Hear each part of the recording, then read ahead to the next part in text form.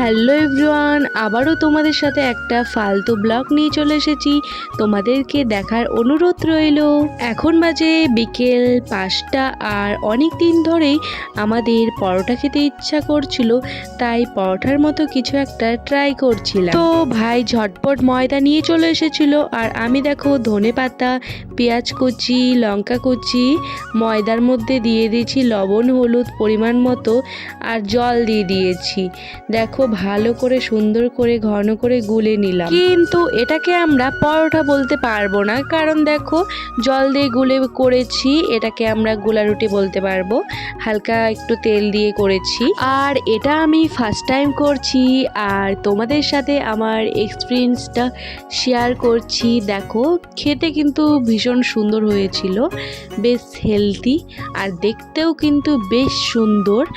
আর এখন আমি ভিডিও সাউন্ডটা দিচ্ছি, দেখো দেখেই কিন্তু একদম লোভে পড়ে যাচ্ছি। তোমরাও কিন্তু ট্রাই করতে পারো, শুধু ময়দাটা গুলেই শুধু লবণ দিতে হবে পরিমাণ মতো আর কালো জিরা, আর আমাদের জন্য দিয়েছিলাম পেঁয়াজ, লঙ্কা, ধনেপাতা।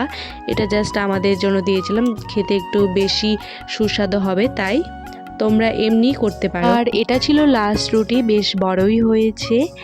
আর তোমাদের যদি আমার ভিডিও ভালো লাগে একটা লাইক, কমেন্ট, সাবস্ক্রাইব অবশ্যই করে দিও বন্ধুরা।